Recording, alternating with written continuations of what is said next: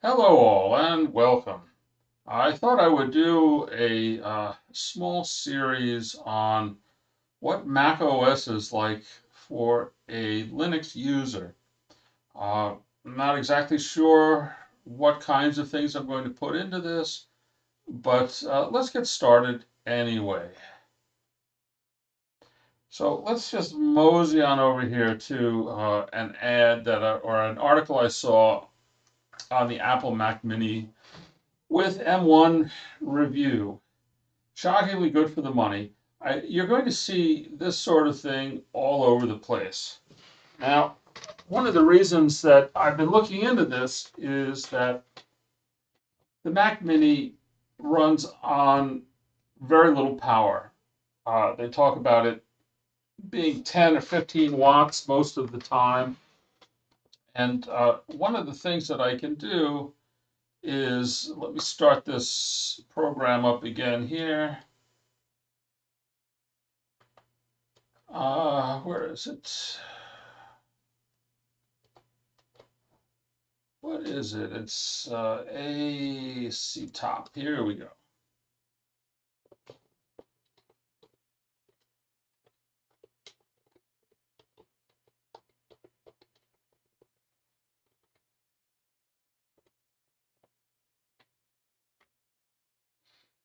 All right. So what I want you to look at here is the package power. And you can see right now that it's averaging 2.89 watts, 3 watts, something like that. And I have a 750 watt power supply in my Ryzen desktop. And I also have I've got a Tesla K80 in that. So that's 300 watts.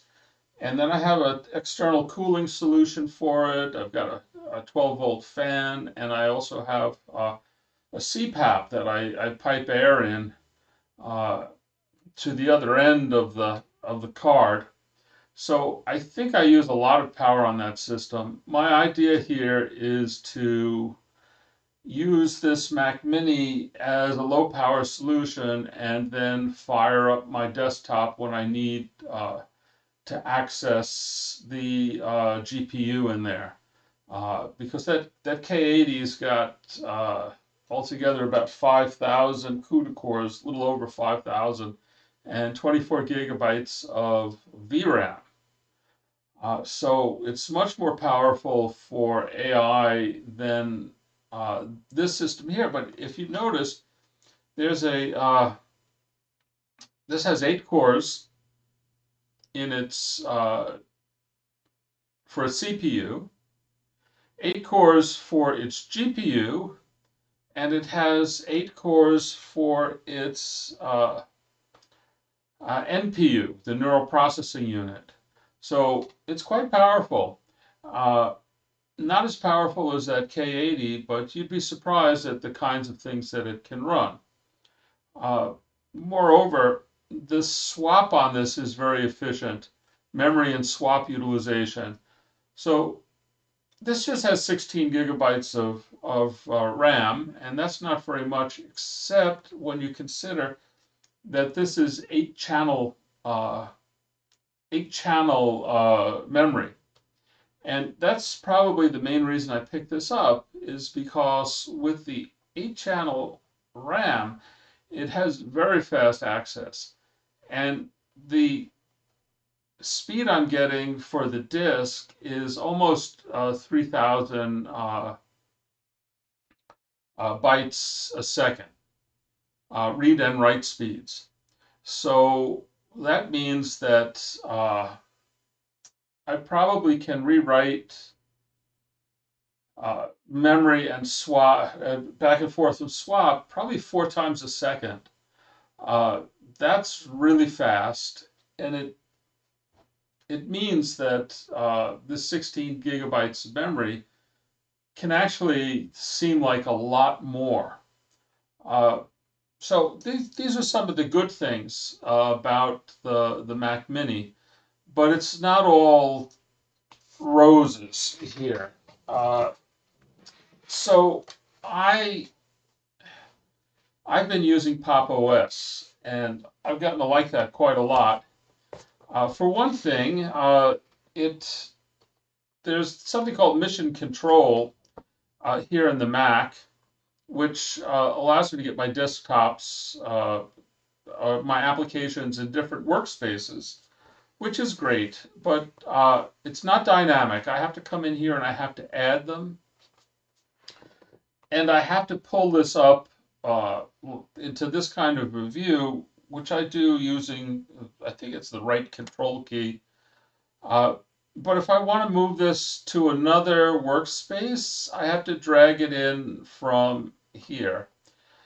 Now, normally, well, not normally, but on Pop, what I would do is I would do a Command Shift and hit an arrow, and it would move it over to the next workspace. So the ability to move this stuff around is limited here compared to Pop! OS.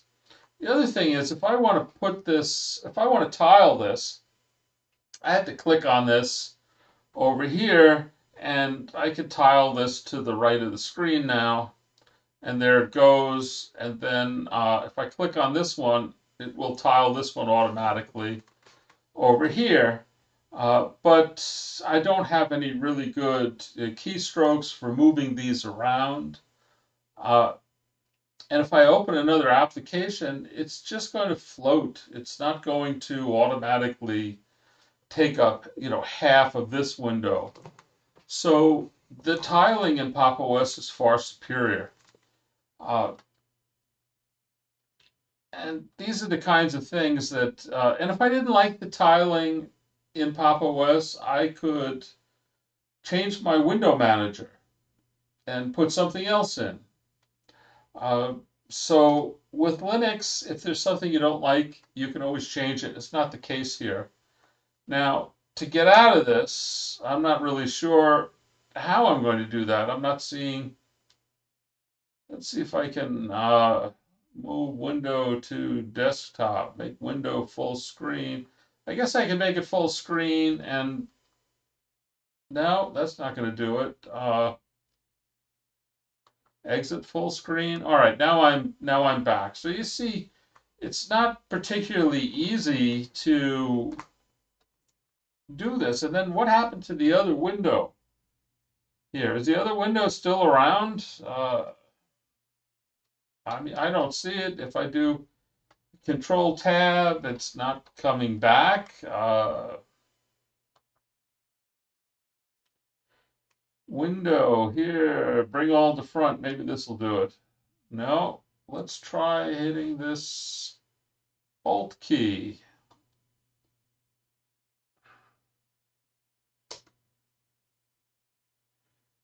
So I don't see any way to bring that other window back. It's probably still here. If I shut this down, probably that'll come back. Let me Control C this, exit from here, and then right now I typed exit and it didn't close the terminal. So that's another thing that I really don't like. Let's see if I hit Control D. So it doesn't go away. I have to come up here and I have to quit terminal to get rid of it. So that's just annoying. There are a million little annoying things like this that they're just different in Mac OS. And so what I can do is I can run iTerm. Uh, and that's not in the Apple Store. I don't believe it's available in the Apple Store. Or if it is, you have to buy it. But you can go to the iTerm website.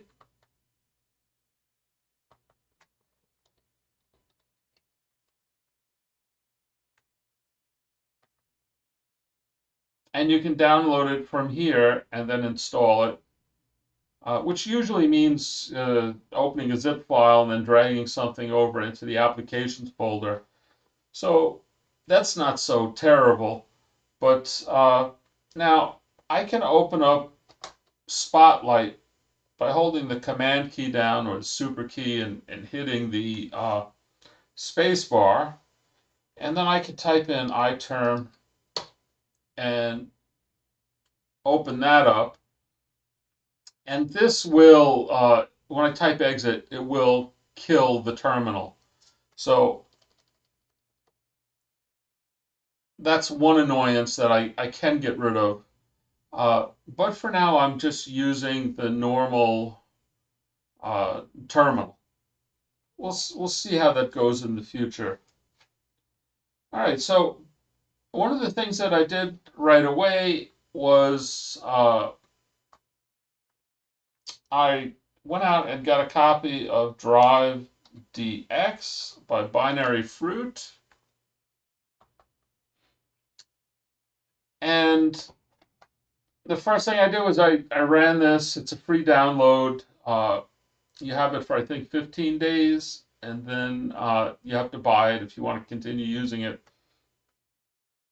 But I think it's important when you get a new Mac to do this because you can see if there's something wrong with the drive or a number of other things that might be wrong with the system. Find out right away, and if you have a problem, then send it back. But this all looked okay. So that's just something that one should do. Now, this has a dock, and you can auto hide the dock.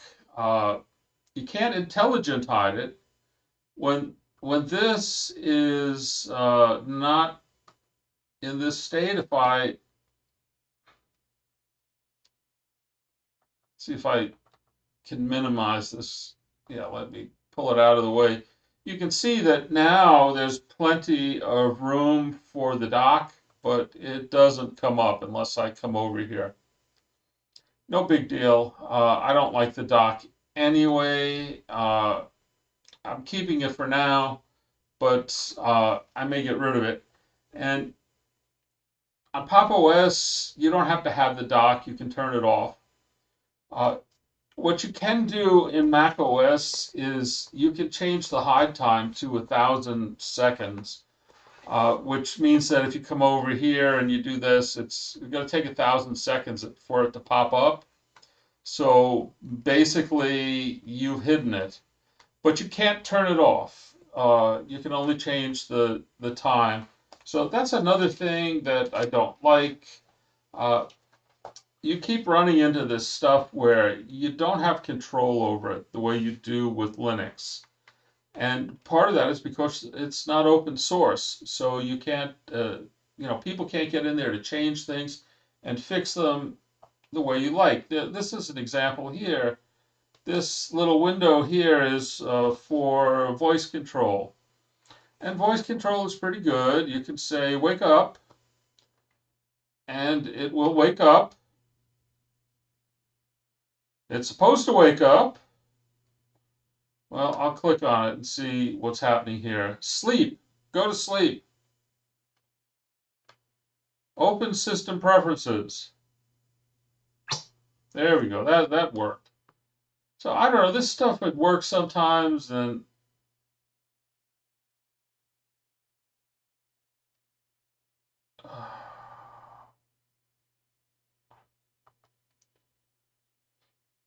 let's just sleep this. I don't know why. Sometimes it works, sometimes it doesn't. Uh, I don't know if it has anything to do with the ports on this USB ports. Because this is a low power system, I suspect that things go to sleep on it from time to time, and it's kind of annoying. It'll be working one moment and then just stop. And you can reboot it, and that doesn't always get things working again. I don't know, maybe I got a lemon or who knows what. It's difficult to tell. All right, so one of the things that you're supposed to do when you get a new Mac is open up a uh, create an Apple ID and get started with that. And that gave me so much trouble. It was really very annoying, and it took me a couple of hours to set up an Apple ID. And I've done it before. I used to use Apple all the time. So I don't know what's going on with that. But yeah, I keep running into all these things where I'd like to get some work done, but the operating system just keeps getting in my way. And maybe that's a function of my only having used it for a couple of days now. But I don't know. I'm not getting the greatest feeling.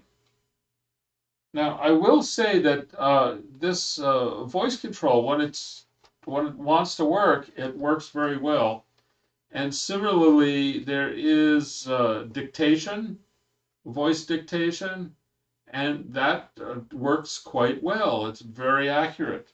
So some of the things it does very well, and I believe it sends out to the cloud for those translations. But it may be that some of the processing is happening locally on the uh, NPU, the neural processing unit. I hope so. Uh, Now I had to update this. This had a copy of Monterey, but I think it was the first copy, 12.0, and I've had to update it twice already, and it took forever. The Apple servers are so slow. Uh, Unlike the Linux mirrors, the Linux mirrors are greasy fast, and this, which is a paid system, is really slow. So, it makes me think that Apple's just really greedy and trying to squeeze every nickel they can out of the users, and including, giving them crappy service when it comes to upgrades. So I'm not thrilled with that. I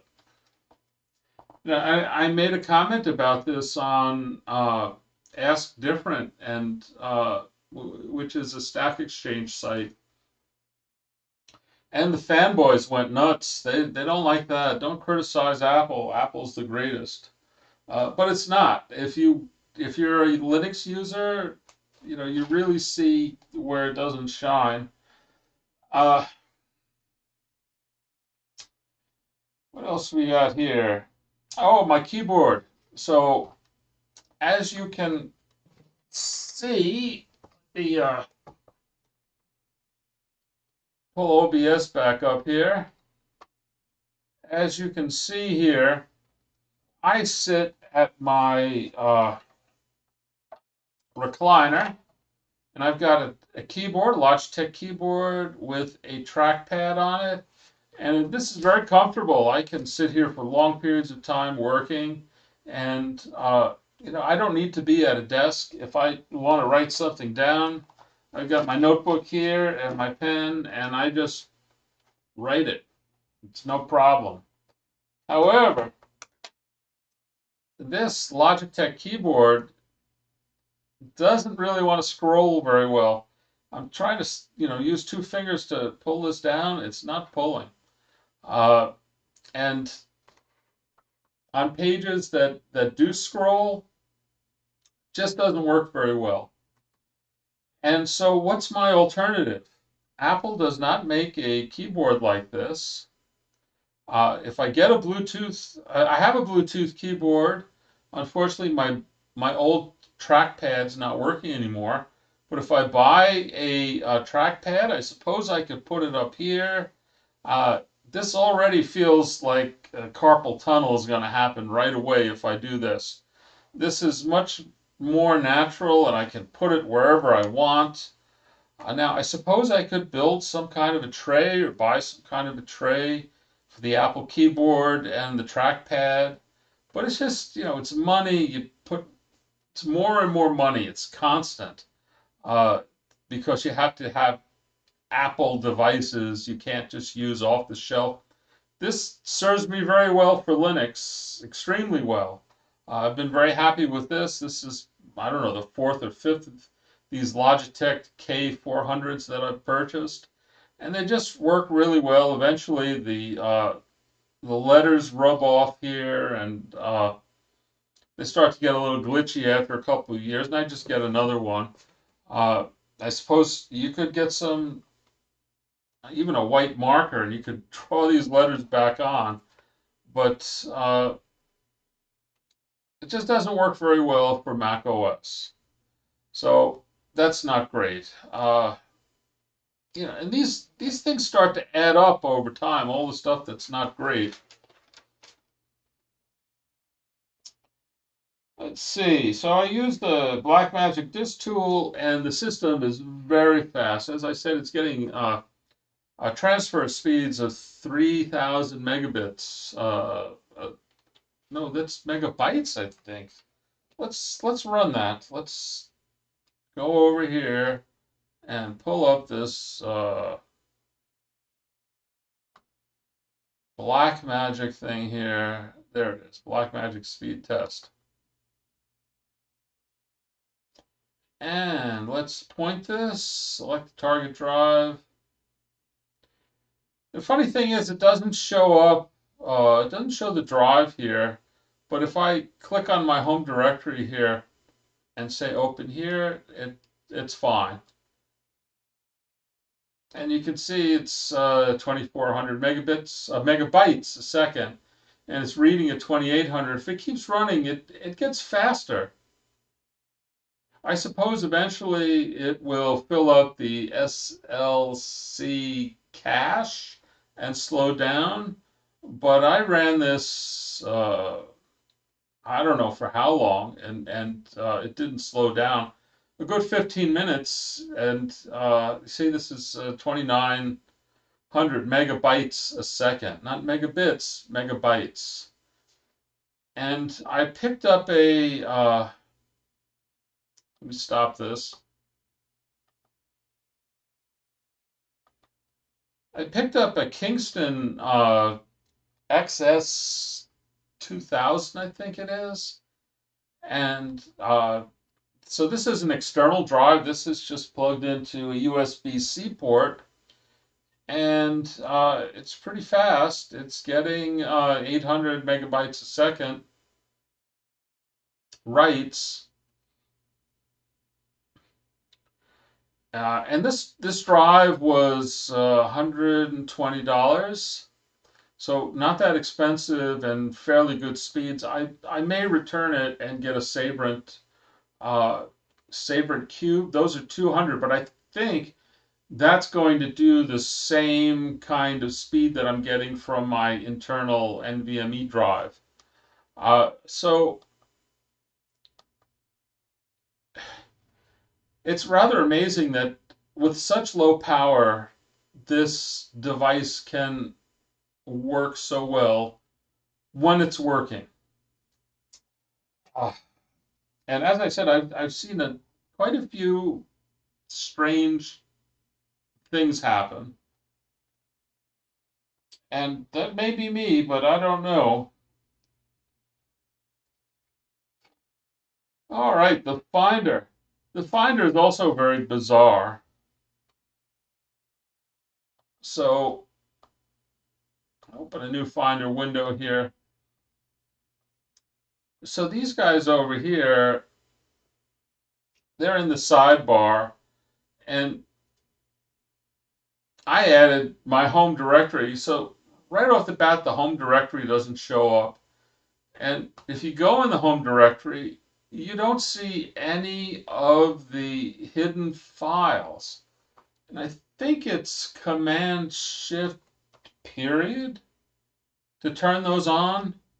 But you'd think you could right click on this and see the hidden files.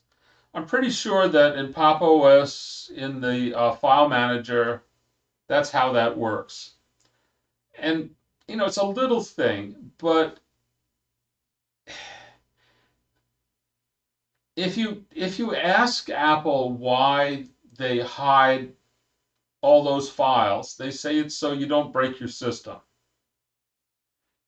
And so they're trying to make it difficult for the user to do certain things.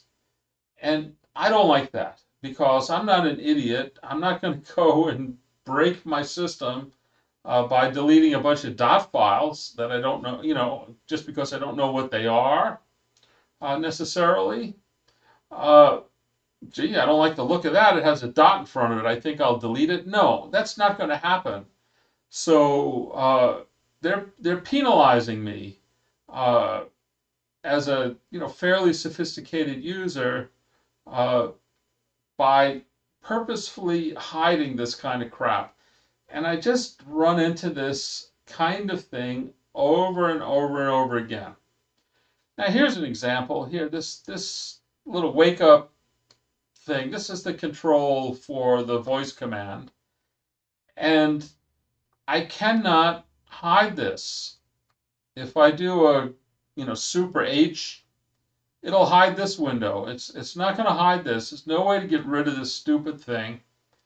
And this is there to give you voice commands so that if you have visual impairments or something like that, if you're paraplegic or whatever, you can do things. Now they could have stuck this wake up thing right up here in the menu bar. Whoop. See, it heard me say wake up. This time it's working. I put it back to sleep. But they could have stuck this up here and it wouldn't have been in the way. I guess they think it's pretty or something. But it's just, you have to come down here and hide it like this. And I'm OCD enough that I notice that and it bothers me. So I'm not thrilled that I can't get that functionality up here, and that has to be down here. And because the system is not open source, nobody can fix that except for Apple, and they're not inclined. I went on to Ask Different about this, and I'm not the only person who's complaining about it, who would like to change it. How do I do this? They're asking. Nobody can answer it, and my guess is nobody ever will. That thing's probably going to be like that forever. All right, so if I look at what am I even in here? Let's go to System Preferences here. Nope, System Preferences is no longer open. Let's open it up.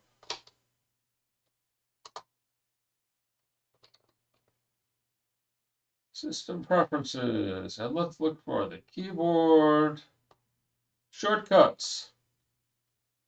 All right, so one of the things that I'm used to is when I hit the super button, which I guess is the command button on Apple, I'm used to getting a launcher. Right? I'm used to getting something analogous to Spotlight. And it's not the case here. I've got to use two hands. I've got to hold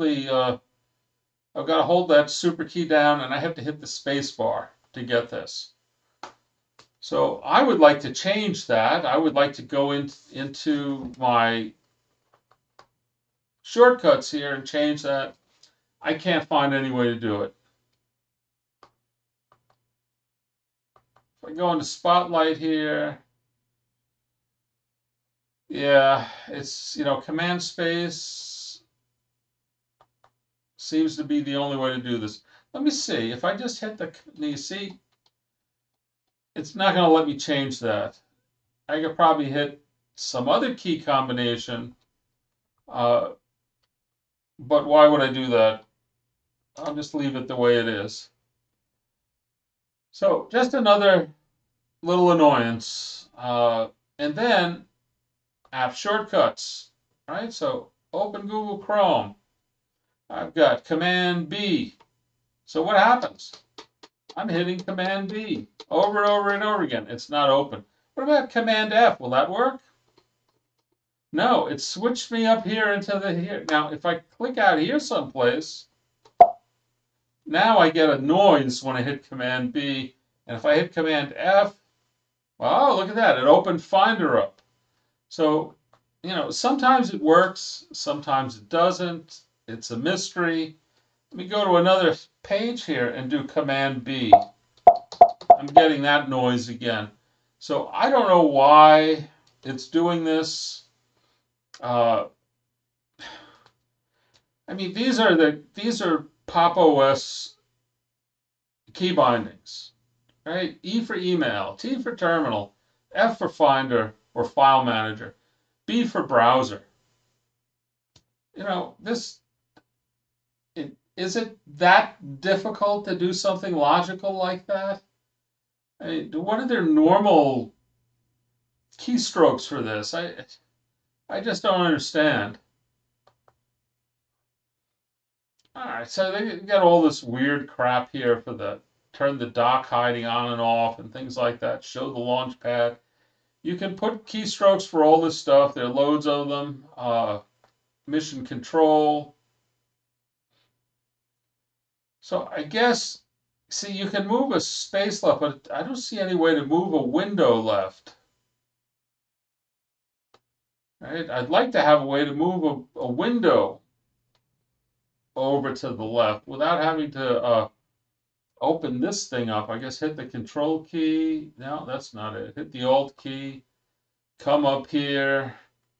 Right? And why can't I set that to the keystrokes I like? I would like to use command shift left arrow, move a window to the left.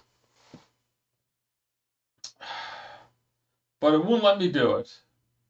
And I don't know why. Why are they so controlling that you have to use their shortcuts or none at all?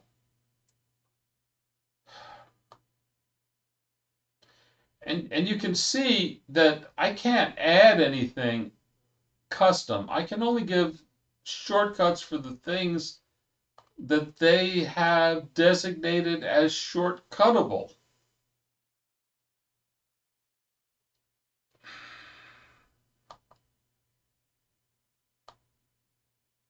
I mean, some of this stuff is pretty good, like the zooming, I quite like. I think it's better zoom. The zooming is better here than in Pop! OS. I like having some of these features, the voiceover. I mean, there's no dictation in Pop! OS. I had to add that myself. I was using or I use I was using Vosk, and there's another one, Brain something. I don't remember the name of it, uh, which is pretty good for voice control. But I had to write it myself. I had to write the program to do voice control. I had to get the model, download the model, and set up Vosk or Brain something or other uh, to get that working. But I could do it. There was no problem. And that's seems to be the case with Linux. Because it's open source, if you want to do something and you want to put the time in, you can do it. With this, it's just closed. You can't get to it. All right, what's next? Because I think I'm beating a dead horse here.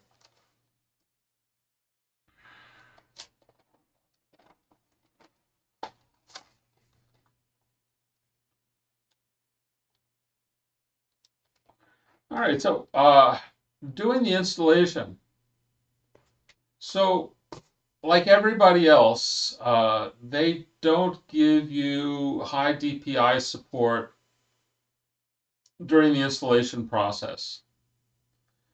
Now, with Pop or with Ubuntu and Pop, what you can do is while the installation has its window open, you can actually hit the Command key and search for displays and bring up displays, and you can turn scaling on. You can't do that with this installation. So that means that everything is tiny and very difficult to see. So I skipped a lot of the installation steps because I couldn't figure out what to do because it was too tiny. Then after it got installed, then I could go into displays, and let's see what that looks like here. So if I go into displays, over here, you have to, I don't remember why this was a problem, but this scaled has to be turned on. So this does not show up automatically. You have to go in and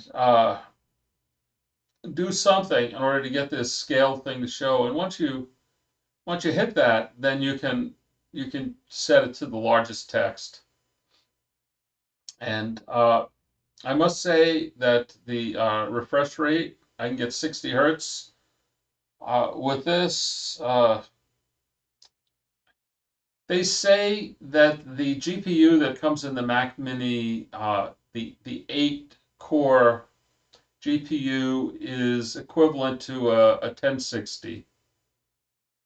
So that's a fairly low-end graphics card, but it's good enough. It's good enough for most things, and because the memory is shared, that means the GPU can access the RAM. It doesn't need its own VRAM. And that also means that if RAM is being used up by other things, swap comes into play, and very, very fast swap. And therefore, it's as though the graphics card has a lot of memory.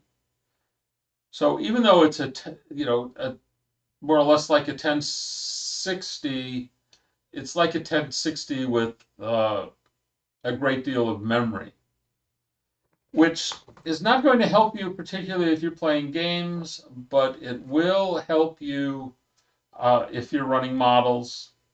The other thing is that because the graphics runs on metal, metal is very optimized.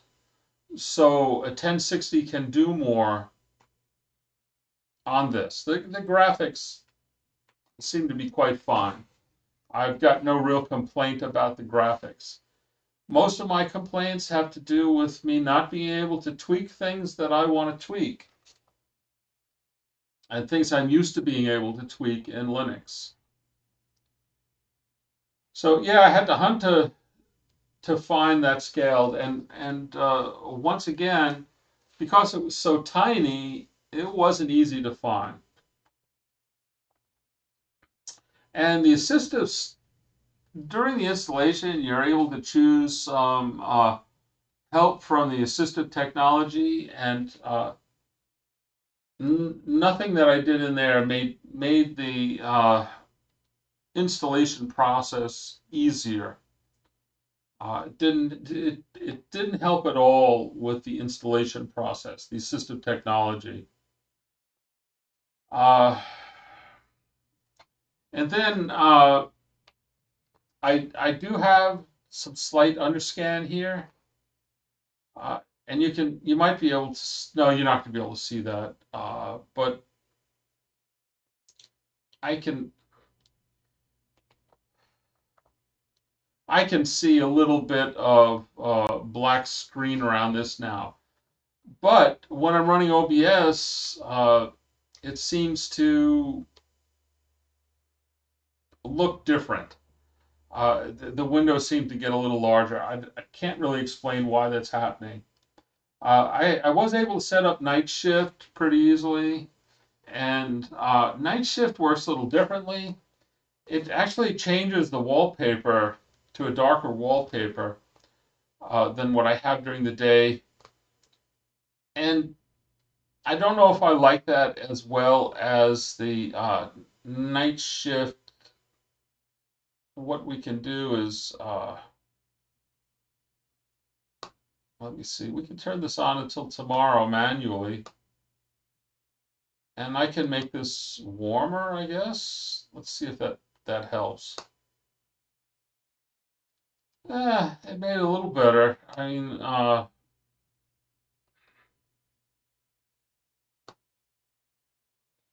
so in pop, if you turn this on, what it does primarily is it makes it less blue and more yellow, which is supposedly a lot better for your eyes and helpful for sleeping. I don't know. I'll have to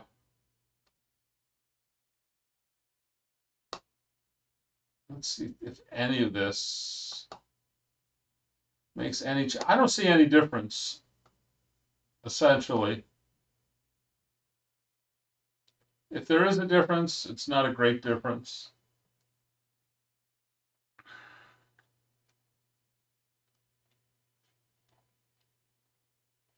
All right, so I disabled Wi-Fi.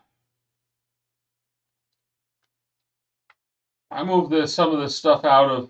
This is a little control thingy here, and you can actually pull these things out of here and put them out here. So I put the sound out here, and that seems to be gone. I had the sound out here. It doesn't seem to be there anymore. Uh, so I think what I could do is grab this and pull it out and push it up here. Yeah, I'm not sure about this. I managed to drag it out initially, but probably when I upgraded the software, because now I'm on 12.3.1. I guess I was on 12.0 initially and then went to 12.3.0 and now I'm at 12.3.1. So I've done two upgrades and they were really painful to go through, but I won't go through that again. Uh, what else went on here? So I do like the appearance of this. So I have this set to, let's see if that changed also. Uh, where's appearance? Is it under general?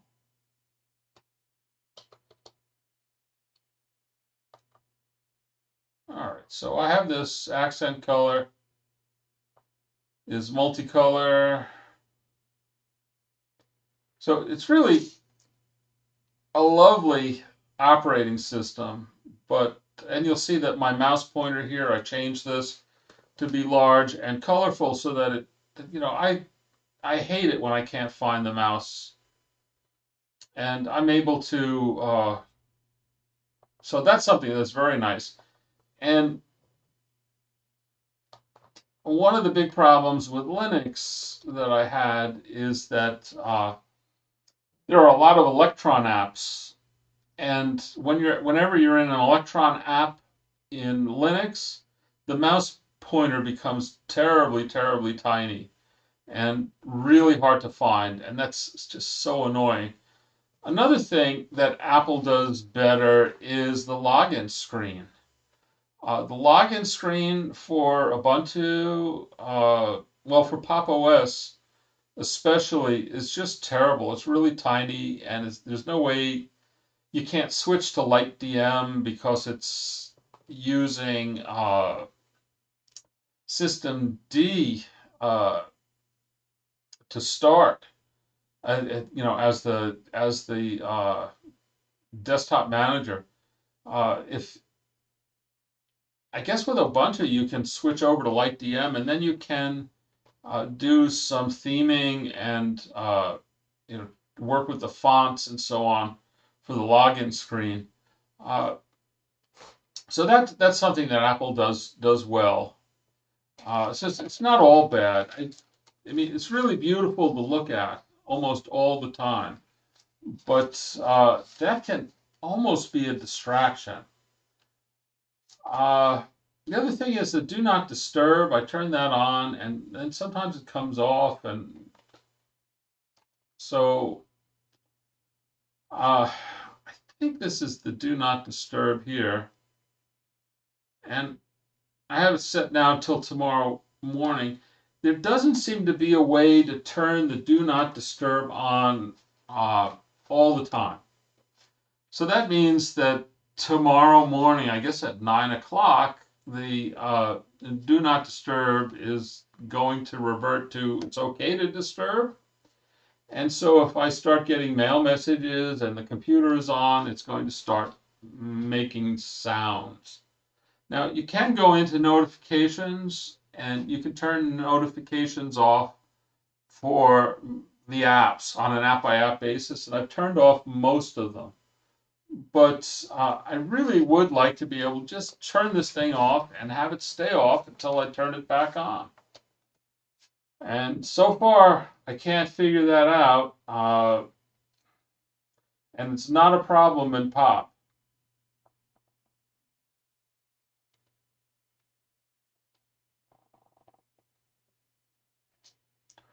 So the dictation works very well. Very happy. I hit the function key twice and I can start doing dictation. So down here, this is my only hot corner. I got this note thing. If I click on that, it opens this notes up. I'm going to hit the function key twice. And that's supposed to turn on dictation. And it doesn't look as though it got turned on, does it? So let's take a look back here at dictation.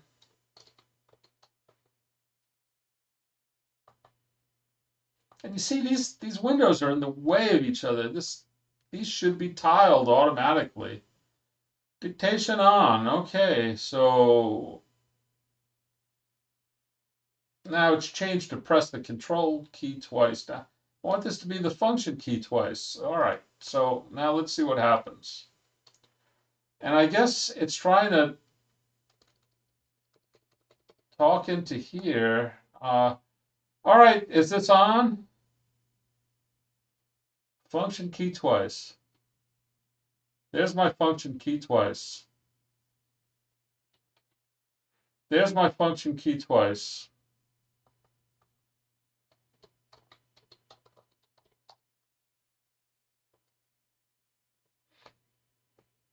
All right, so where is this? This is under keyboard. Let's turn it off.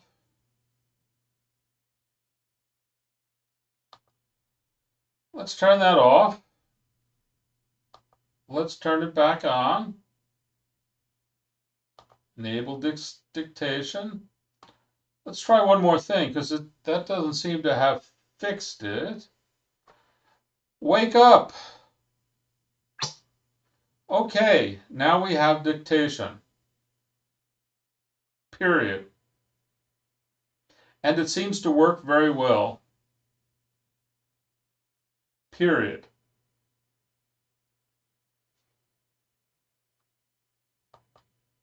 Now you see that it messed up over here. A lot of times it will fix this sort of thing. It'll put it in wrong this way, and then it'll fix it. And the way it does that is I think it runs it through a second model. So one is just a transcription model, and then it runs it through another model which says, does this sentence make sense? And so statistically, it would say that and would be more likely of a word than end. So models can do that. And I think that they have built this dictation so that it does that. So I'm happy with this. But I guess if you have, you see, this is something that I'm finding out now. is that if you have voice control turned on, which means you have this stupid little microphone here, then the function key no longer works for enabling dictation. In order to do that, you just have to say, wake up, wake up. And then you can just start talking, period. Sleep. Go to sleep. There we go. All right, so, and that's another reason why this thing is annoying. It doesn't have to be here. It can all be done with voice commands because uh, it has a wake word, right? If I say wake up,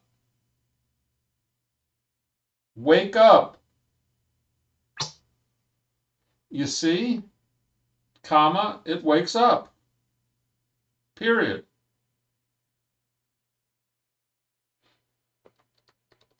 It wakes up, period.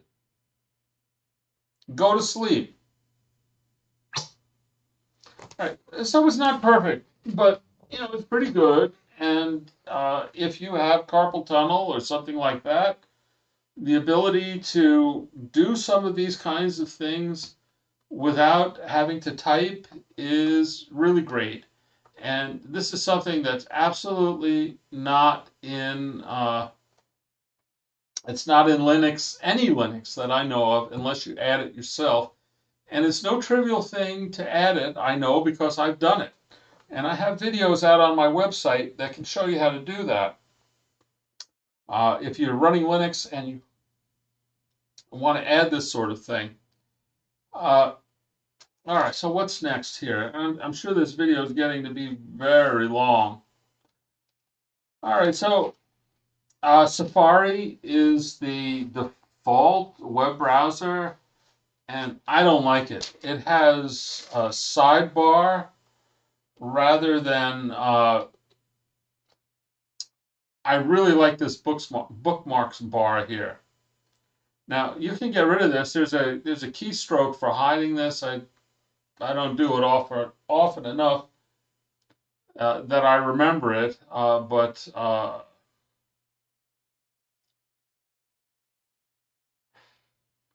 think it's something M. What is it? Command M? Oh, no, that's not it. That minimizes it. Uh,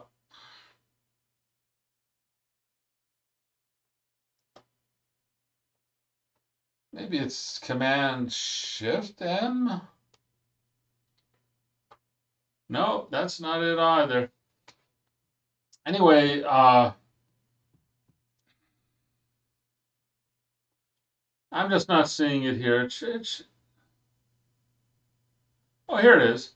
So it's Shift Command B. So Shift Command B will let you get rid of that. And so if you need the space, it's easy enough to get rid of it. But I really like having it here because I can go to things very quickly. And I've got my folders here for the stuff I don't go into as frequently. So I can organize what I want. I like this much better than a sidebar. Now, this has the, what they call this, an everything bar up here.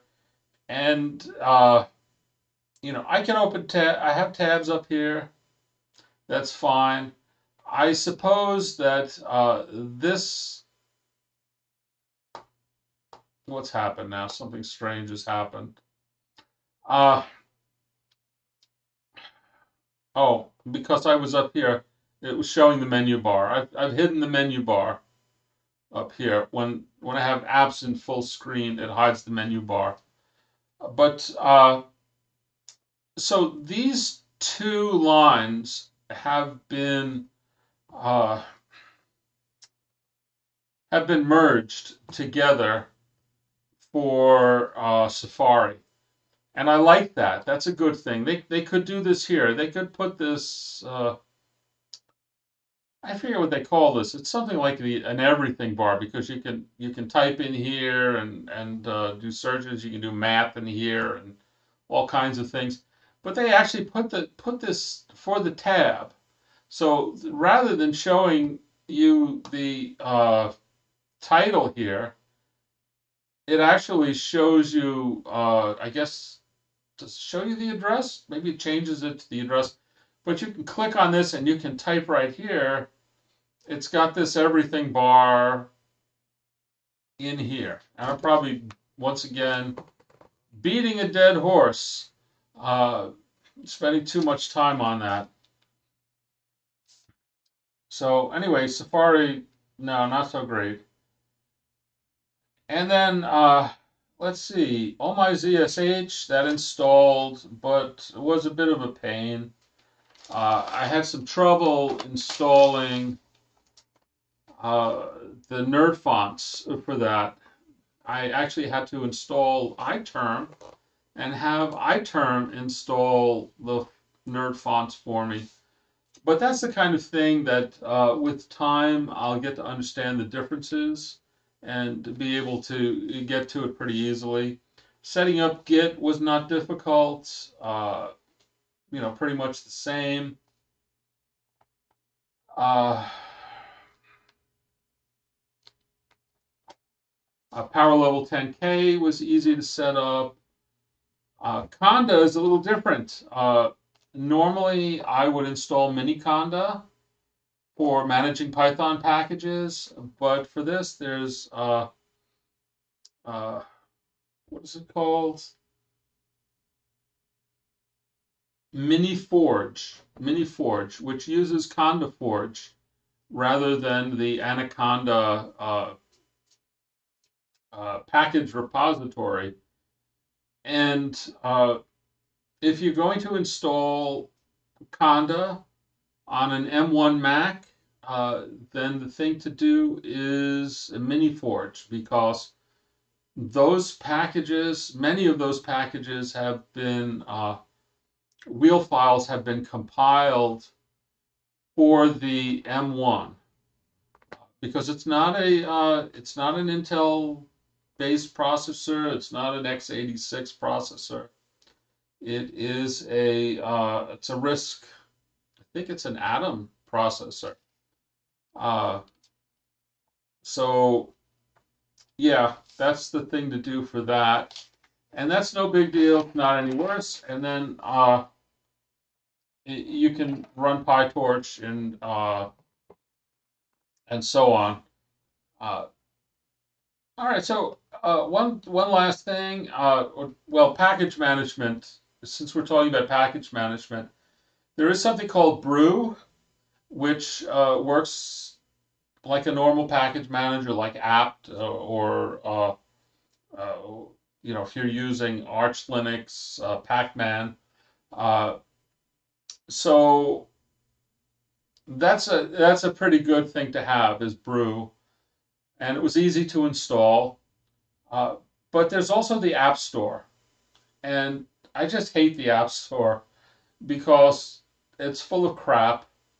The stuff that's in there, they either want to sell it to you or it's going to include a lot of ads, in-app ads. So as far as I'm concerned, this is all, it's the free stuff is stuff that I don't think would make it into a Linux repository. I think that most of the people who curate those repositories would trash it. And yet, there it is. It's in the Apple App Store. And then I suppose that some of the for pay stuff is high quality. But I just bought this computer. I just spent a lot of money and I'm not wealthy, and therefore I'm not looking to spend more.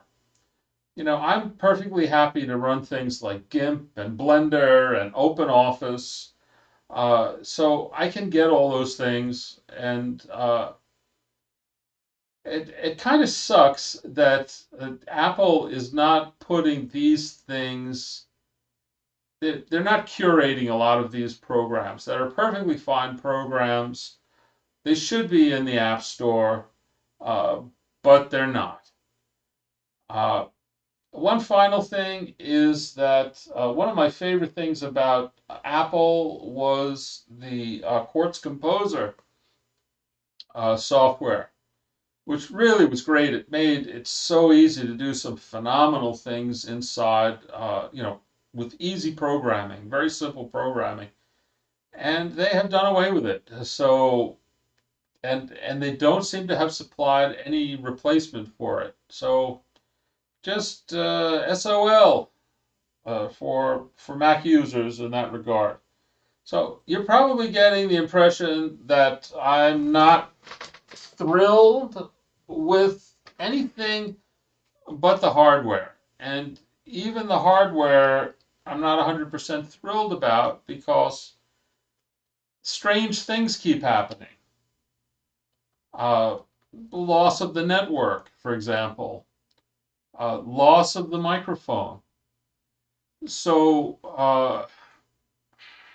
as I said, it may be just dumb stuff that I'm doing, or it may be that because this is such low power, that sometimes maybe there isn't enough to go around. I don't know.